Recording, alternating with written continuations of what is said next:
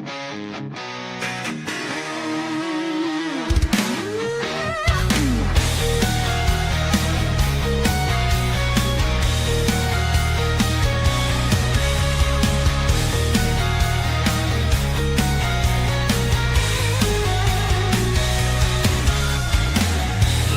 go up, the crowd's in a buzz.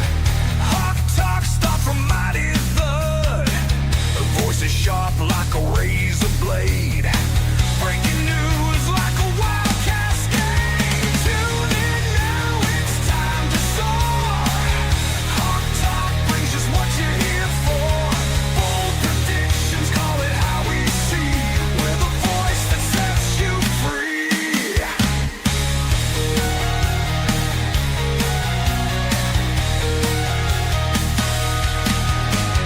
Host on fire, you can't deny.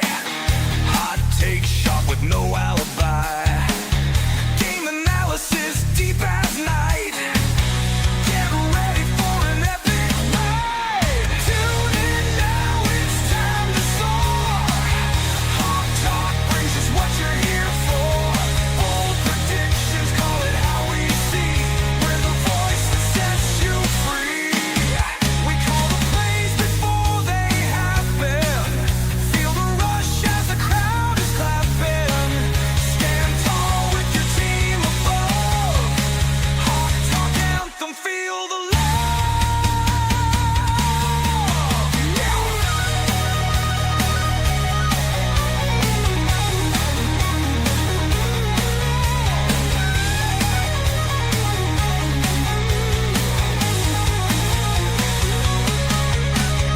Tune in now, it's time to soar.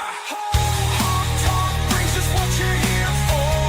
Bold predictions, call it how we see. We're the voice that sets you free.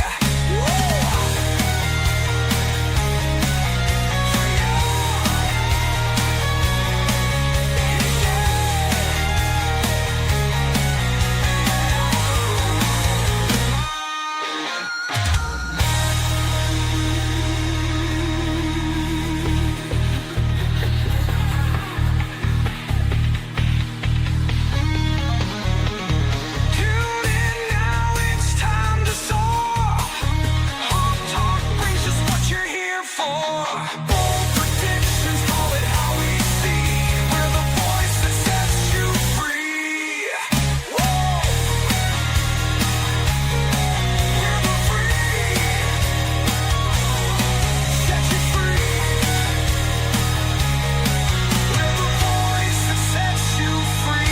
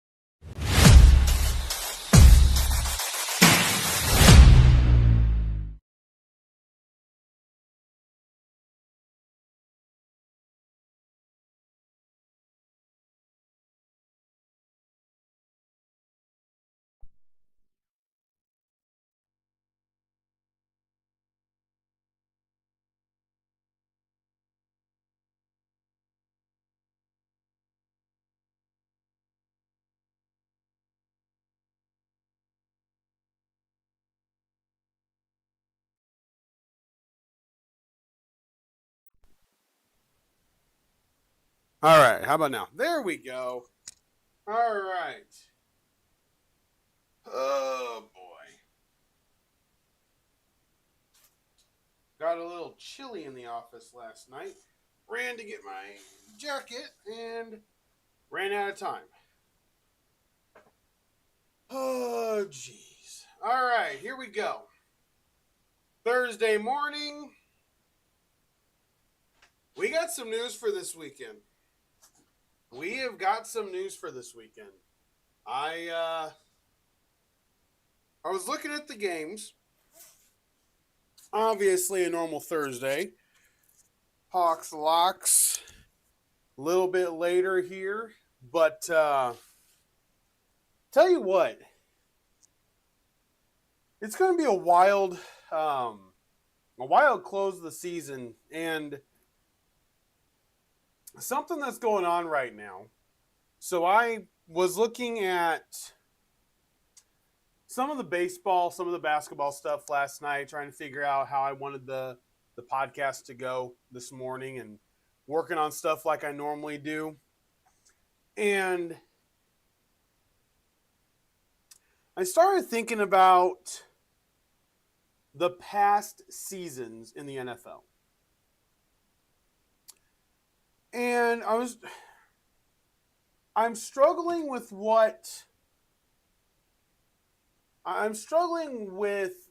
the way this year has gone. It doesn't make a lot of sense.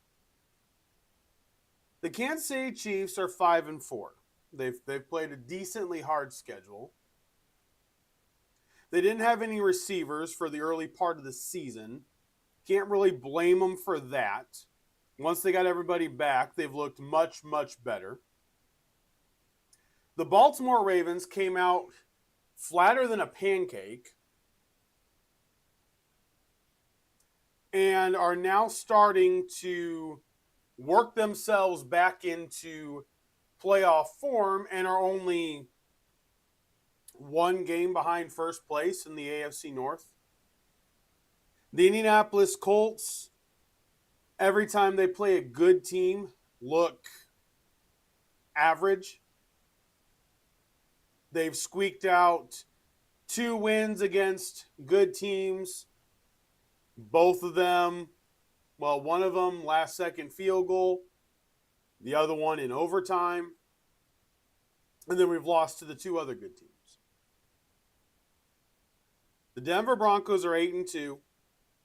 The play calling from Sean Payton has been outrageously questionable. But they're 8-2 because they have easily one of the best defenses in the NFL. They are the number 3 defense currently in the NFL, the number 1 defense in sacks, and that makes a huge difference. It really does. It makes a huge difference. And you start looking around the league. The Panthers are 5-5. The Seahawks are fighting with the Rams for the number 1 spot in the NFC West.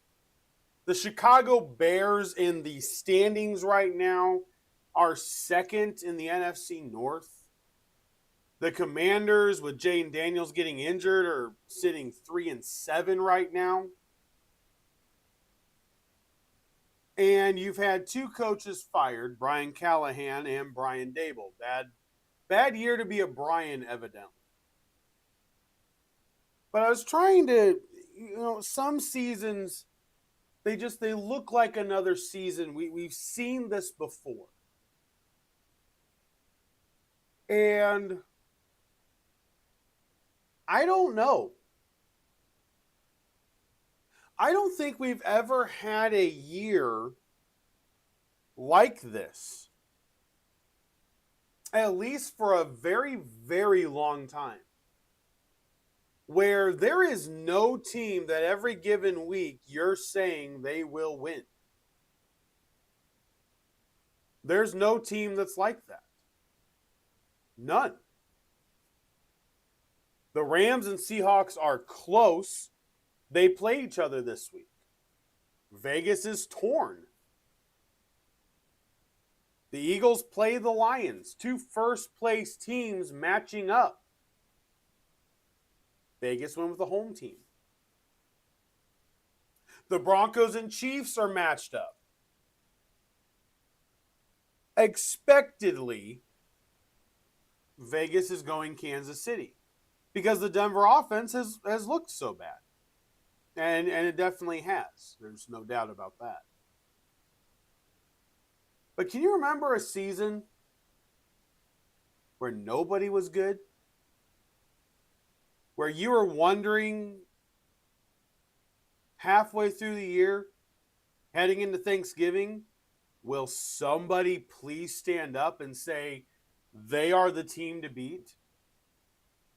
The Colts are 8-2. They haven't played a schedule that has really tested them. They're going to be tested after their bye week. The Broncos are 8-2. They've squeaked out wins now multiple times and had to come back from being down enormous amounts because their offense, until they get to the point where it's just thrown on Bo Nix to, hey, go play ball, the offense just doesn't go. The New England Patriots have a weakness. It's the offensive line.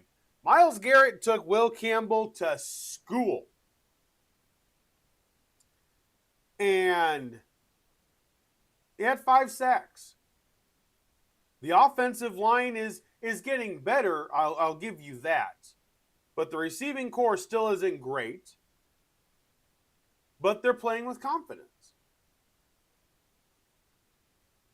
The Philadelphia Eagles, we just saw why they're not that trusted. I mean, it took a last-second field goal block to beat the Rams. They barely got by the Cowboys. Once again, Nick Sirianni's idiot decision to go for it on 4th down instead of punting the ball at the end of Monday Night Football's game, it almost came back to bite him. If Jordan Love completes that last pass, McManus has a much easier field goal attempt. And honestly, better shot to make it.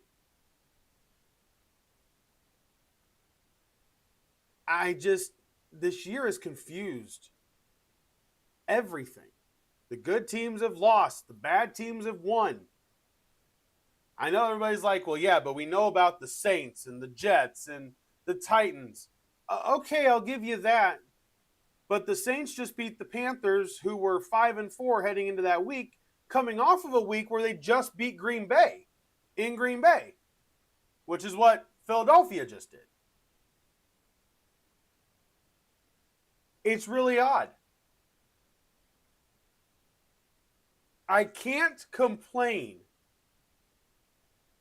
about the football that's being played when there's so many question marks.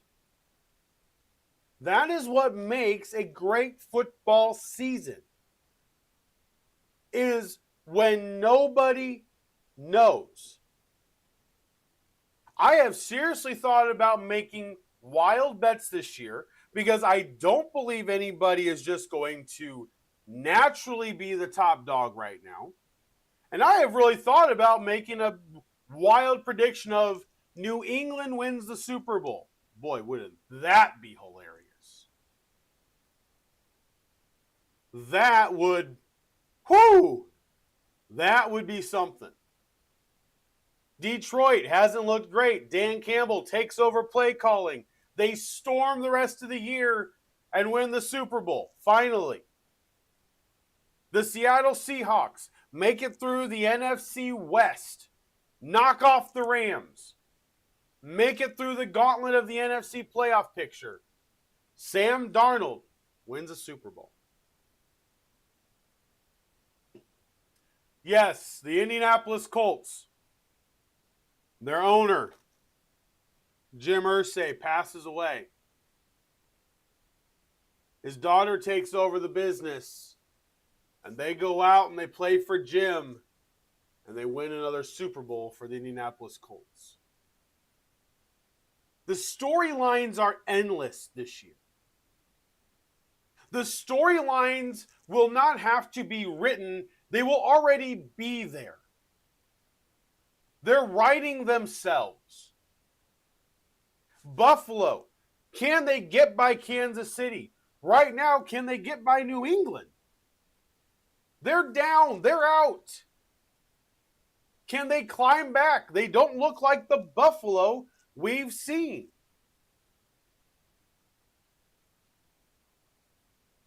What about a team that's not there right now? What if Ben Johnson takes the Bears to the Super Bowl? What if Liam Cohen in his first year in Jacksonville takes the Jaguars to the Super Bowl?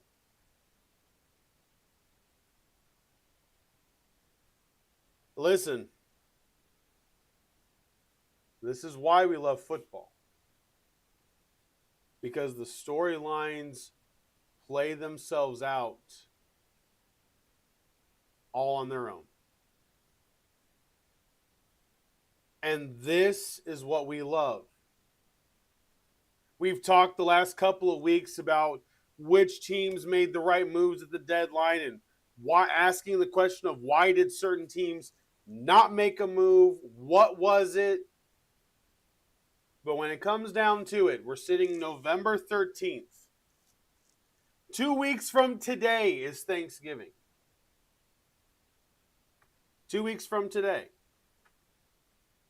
And everybody is feeling that pressure. The big games this week. Tampa Bay at Buffalo. Both teams are 6-3. It's huge. It's a big game for both teams. Chicago at Minnesota. Minnesota can climb right back into the NFC North with a victory over Chicago. The Rams and the Seahawks. It's a huge game. NFC West lead is on the line. Philly and Detroit. Constantly jockeying for that number one spot. Denver, Kansas City. This has massive implications on Kansas City's season. Nobody thought they were going to miss the playoffs. I brought it up, and everybody told me I was crazy, but I did bring it up, saying eventually it has to happen. But 98% of people thought for sure Kansas City, even if they didn't win the division, would be second, right behind whoever it was, whether it was the Chargers or the Broncos. Kansas City loses, they're 500. If they win, they're back into the race. This is why we love football. We have a game tonight that most people are just going to shove off to the side. Patriots are 13.5-point favorites. On a Thursday night football game, you would think Vegas knows better. You really would. You would think Vegas knows better. But they're giving the Patriots a 13.5-point. I don't listen. If they were to do it, it wouldn't shock me at all. It really wouldn't. It would not shock me at all whatsoever. So, I mean, it is what it is. It is what it is when it comes to what Vegas does. But the reality is this weekend is huge. I mean, Miami and Washington, it's draft position. Houston and Tennessee. Can Tennessee knock off Houston at home? Green Bay and New York. Daboll's fired. Do the Giants come out with a rally effort? Or do they just fold? These are all questions for this week. Jacksonville and the Chargers. Most are going to think it's not worth watching. It's the early window. It's a huge game. It's huge. Jacksonville, 6-4. That's what they want to be. This is a very big weekend. Because I already looked ahead. Week 12. Matchups are a little bit different. And you've got 4 teams on bye. Denver, Miami, Chargers, Washington. Your Sunday night football game is the Buccaneers and Rams next week. Your afternoon games aren't really anything to write home about. Philly at Dallas is going to be your Fox game of the week. Sorry. The reality is this week is huge Because until the Thanksgiving week is when everything ramps back up again. Green Bay against Detroit, Cincinnati against Baltimore, Chicago against Philadelphia, Houston against Indianapolis. You've got Minnesota against Seattle, Buffalo against Pittsburgh. The games ramp back up. So we got that 1 week little relaxation before you get back into the big push. And this year, the way that everything is, it's hard to predict what's going to happen because no team has shown that they are 1,000% the fully dominant force. We know there's teams that are good, we know there's teams that are bad, and we know there's teams that have taken advantage of other teams' downfalls. But we don't have a clue what's going to happen. And it's great. Absolutely great. All right. Let's see, where are we at here? Nope, we're not pick 6. That is tomorrow, you goofus. That is tomorrow. We are in Hawks Locks. There we go. All right. Hawks Locks. Week 11. Let's start with college football.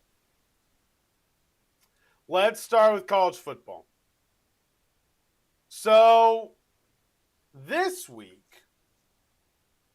I'm looking at a lot of the spreads, and based off of weather, where we're at, what's going on, everything, which last week the weather ended up kind of, turning on me a little bit because some of the games that were supposed to be nasty ended up being absolutely beautiful. Go figure. Can't trust the freaking weather people. But this week, I'm going to try to trust the weather people again. And this week, this is what I'm doing. So Notre Dame, number 9 in the country, is at Pittsburgh, number 22 in the country. Notre Dame is 12.5-point favorites on the road. As of right now, it says it's supposed to be rain, and 54 degrees. Taking weather into account and the fact that Pittsburgh is a big team. They are not small. They are not Navy. They are a big team. I'm going to take the Pittsburgh Panthers to cover the 12.5. I don't think I can take them to win. I really don't. I want to. I really want to. And I still may tomorrow when we do Hawks pick 6. But for now, we're going the spread. Another one after last week, Blake Horvath for Navy was out. Woodson didn't do bad, but the Navy offense moved the ball. The defense just eventually got worn down. And they're 9.5-point underdogs to South Florida, who are coming up to Annapolis, Maryland in 47-degree weather to play Navy. Now, we've seen South teams go north and it not go very well. Well, I like Navy to be able to keep this game close. I like Navy to be able to play this game tough. South Florida has a much better passing game, but Navy can run the ball, especially on the South Florida defense. I think they'll shorten the game. So I'm going to go Navy plus 9.5. And then there's a game down here that I'm going to go at that I don't understand this spread. I really don't. So Minnesota is at Oregon, and they're 25.5-point underdogs. But there's this game at Wrigley Field, and this is going to be the one I go out on a limb with. Michigan is playing Northwestern in Wrigley Field on Saturday. It is the Fox Big Noon game of the week, and it should be. I love historical places like that. I do. I really do. So, with that being said, Northwestern is an 11.5-point underdog. I don't know why I feel like this is that trap game for Michigan. Michigan still has 3 games to play. This is not play Northwestern and then you've got Ohio State next week. But something inside me just says Wrigley Field, Michigan is very up and down. It's a lot of run. I think Northwestern can score on Michigan. Michigan's defense is not as good this year. And they still may lose 30-20. But I'm going to go with Northwestern plus 11.5. It's just there's something inside of me that says that game is not the best game when it comes to the spreads. Just something inside of me says that's not a great game when it comes to the spreads. All right, when we look at the NFL, thankfully, we've got some lines here that we can follow. My favorite line of the week that I am going to hammer right now, the Ravens are 7.5-point favorites over the Browns. And I'm going to hit that every day. Why? Because at this point in time, I think the Ravens understand what is at stake. The Pittsburgh Steelers and Cincinnati Bengals will have already played. So they will already know the result of that game when they start their game at 4:25. So at minus 7.5, I'm hammering that all day long. I don't think Cleveland's going to be able to maintain everything. I think the offense for Cleveland isn't horrible. They may be able to score some points, but the reality is I don't think they can score that many points. I don't think they can score that many points. All right, another game to look at, and this game actually, so I've been watching for a very specific reason. CJ Stroud has not practiced yet, and we've got a game between the Titans and the Texans in Tennessee, but the weather is supposed to be 63 degrees. The Texans have not been a great road team this year. They're only 6.5-point favorites. And this is one of those games in the past the Texans have lost. Now, maybe Davis Mills really figured it out last week. That's very possible. Is the Texan defense going to be all over Cam Ward this week? I'm going to say at the end of the day, yes. I'm going to take the 6.5. I would normally go underdog here, but I'm going to take the 6.5. I like what the Texans do on defense. I don't trust at all what Tennessee is doing. I don't trust it at all whatsoever. So we'll see what happens. But I've got the Texans 6.5-point favorites hammering the over. And then the third game of the week, Packers are at the New York Football Giants. Jameis Winston is quarterback. And I love that move by Kafka. Why? We know Russell Wilson is worthless. I like the move to play Jameis. He's going to throw the ball. He can throw 5 interceptions, but he can throw 3 touchdowns. Can the Packers offense actually score? No Tucker Kraft. Receivers are injured all over the place. Josh Jacobs hasn't been great. He's only got 600 rushing yards in 8 games. It's not great. So what this game feels like to me is even if the Giants don't win, I feel like it's a lot closer. This has the makings of a 24-20 game written all over it. So I'm going Giants, underdog, plus 7.5. I think they'll cover the 7.5. They will not lose by that much because Jameis Winston, if nothing else, will continue to throw the ball deep and just stretch the defense deep. Just keep stretching them further and further because he can launch the football. So that's my view on that.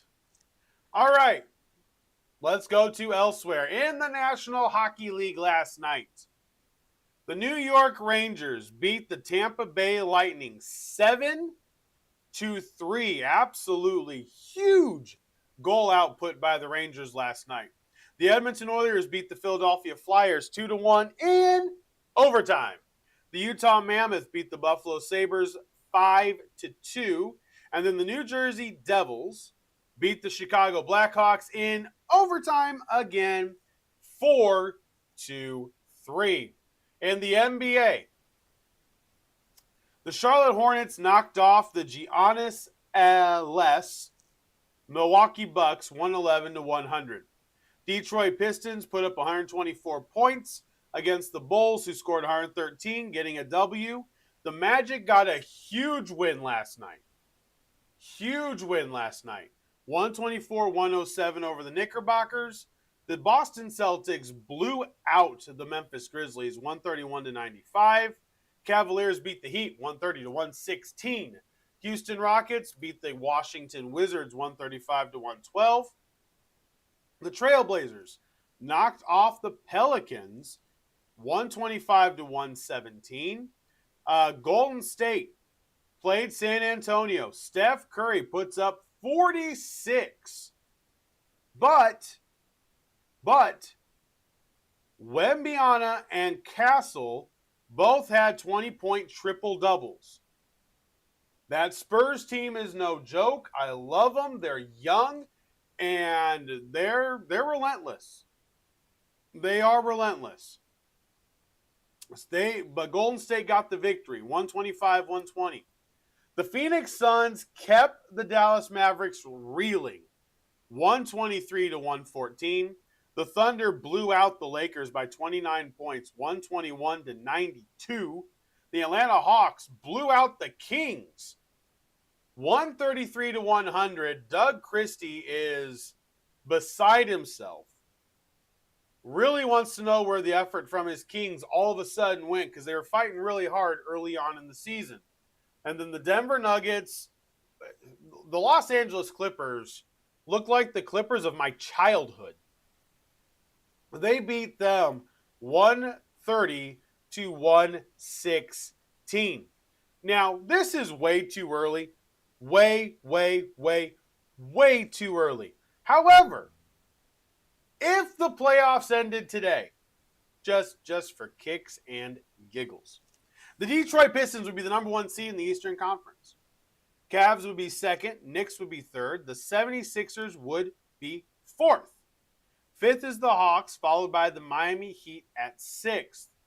Then the play-in games, 7, 8, 9, and 10 are the Bucks, Raptors, Bulls, and Magic.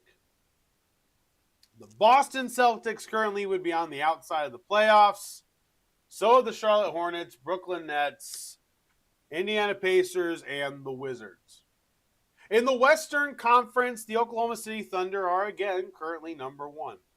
And guess who's number 2? The Denver freaking Nuggets.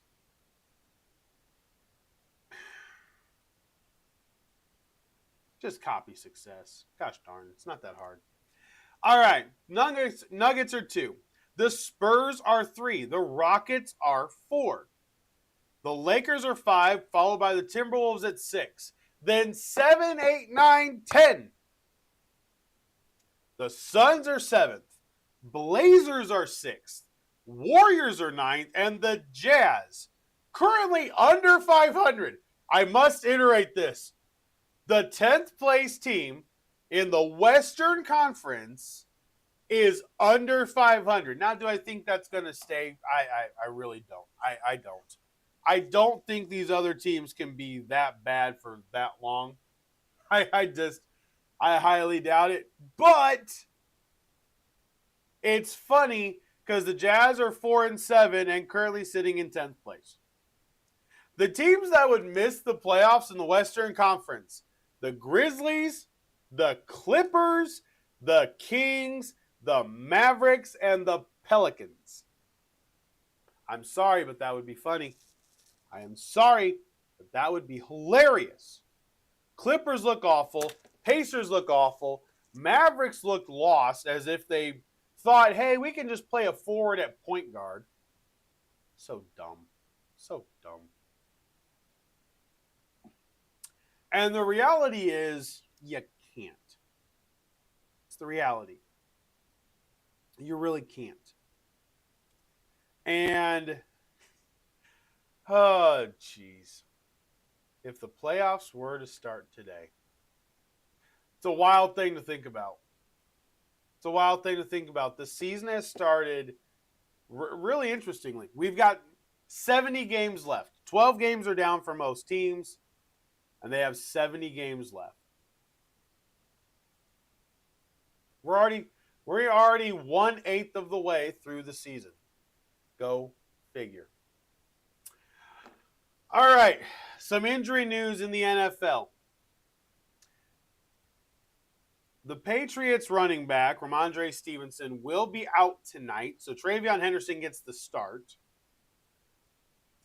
That, I believe, is really good for Henderson, but not great for the Patriots because he is a big back. He does have that power aspect to him, so I'm hoping he gets healthy for them because they'll need him further down the road. Brock Purdy is ramping up, trying to get back to be ready to play. He's ramping up practice, hoping that he will return this week against the Arizona Cardinals. I don't know if that's a great idea because the Cardinal defense, I feel like, is going to try to tee off on him. But we'll see. J.J. McCarthy is injured again. Yes, again. J.J. McCarthy is currently limited. He has a hand bruise.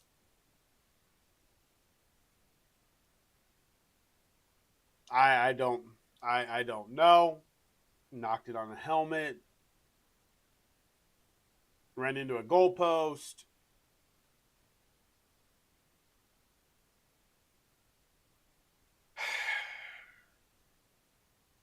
I mean, it's I just can't even anymore. Some of these guys, you go, how in the world are you that injured? So there's some of the injury news. We're waiting on C.J. Stroud is probably out. Brian Thomas we're waiting on. Bucky Irving is out again for the Bucks. Rachaad White will start again. But I wanted to do this. So it came out and 25 free agents that are in line to get paid in 2026. This list is actually rather interesting. So I want to run through this with you, and this is how we're going to close out the podcast today.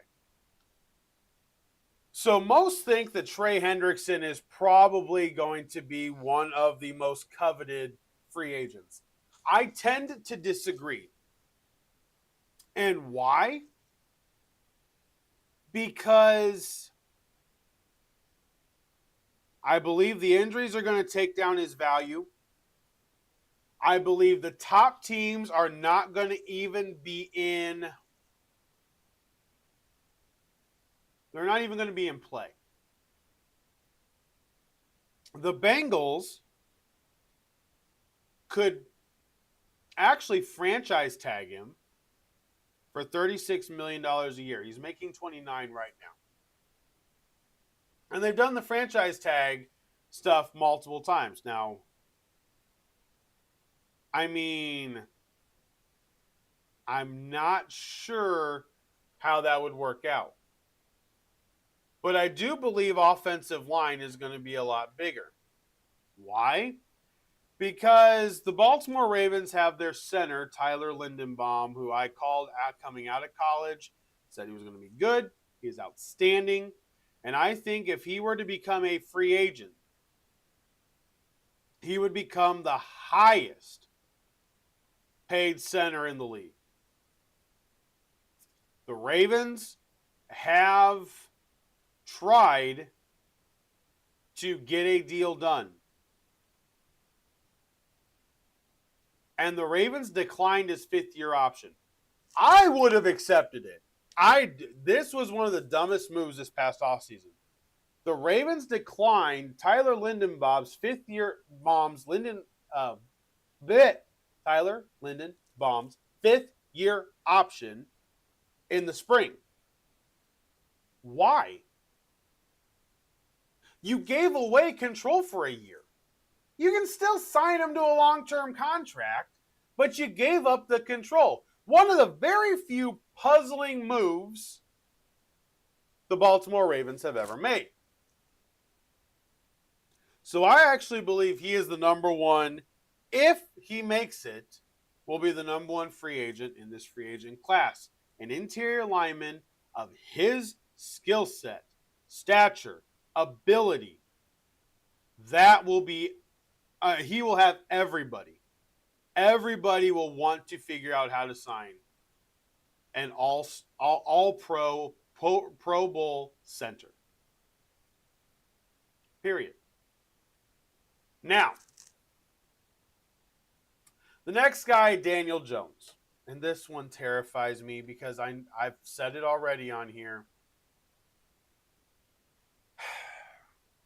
He's going to be going after the Sam Darnold contract. He can make, I think he can probably get 3 years, $110 million. I mean, it's just what it is. The way he's playing, the amount of quarterbacks we don't know right now that may or may not come out in the draft. So I think Daniel Jones is probably the second best free agent right now. George Pickens is also a free agent. He's not making any money this year. He will be a free agent. I would expect Dallas, I think Jerry Jones tries to figure out how to sign him long term. But if they don't, he'll hit the market with a lot of teams that are very needy at receiver. Another one, Breece Hall, running back for the New York Jets. He had plenty of options. There were plenty of suitors for him at the deadline. Nobody wanted to pay what the Jets wanted. Jets held on to him. I still think he can stay with the Jets. I don't think he has to go anywhere. To Indianapolis Colts, I don't think Braden Smith is actually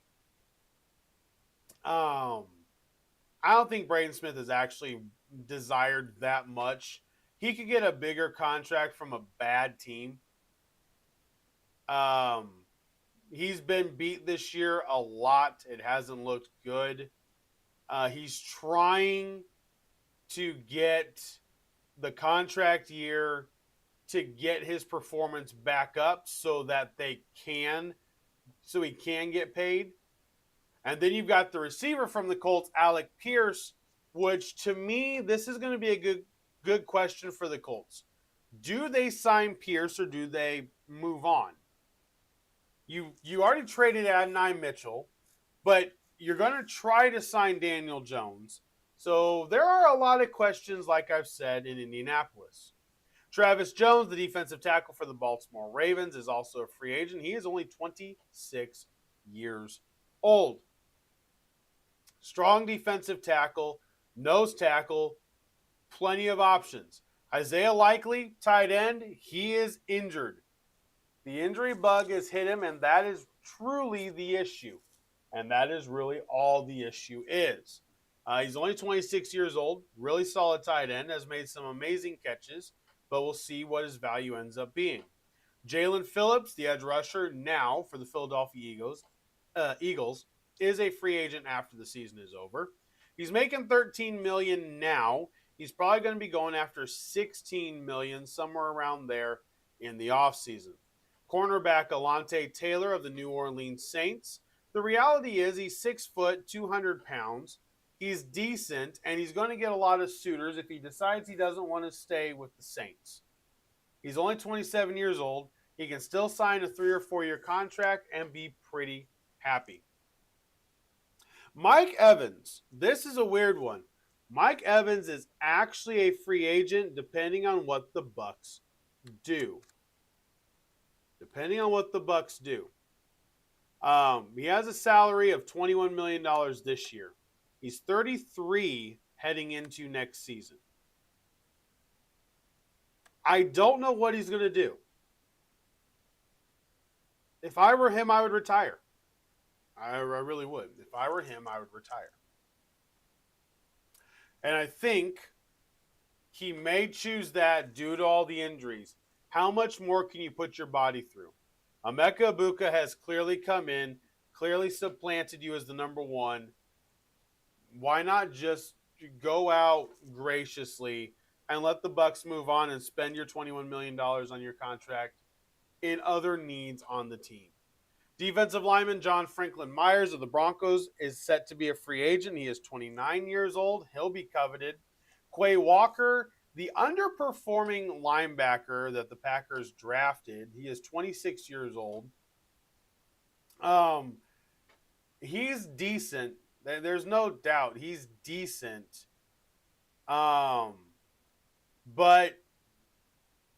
he's a little twitchy. I think he needs to be moved. I think he needs to be outside linebacker and probably the blitzing backer.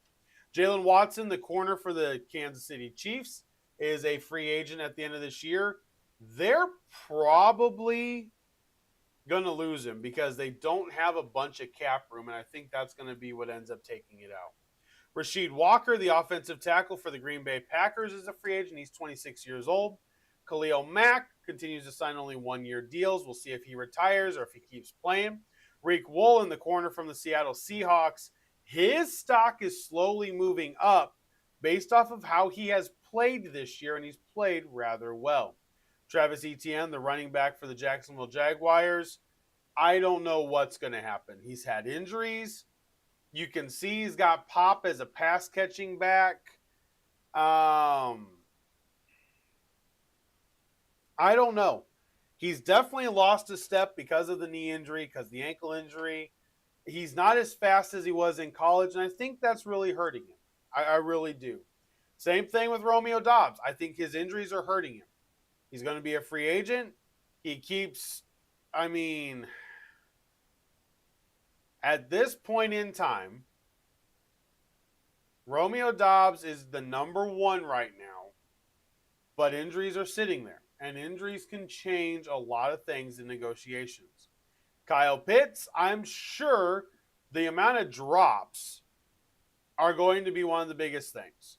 He struggles with a quarterback that doesn't have the ability to be a playmaker. But I do think maybe a change of scenery is all he needs. And maybe somebody can get him for a bargain deal of $7.58 million a year and go off of that.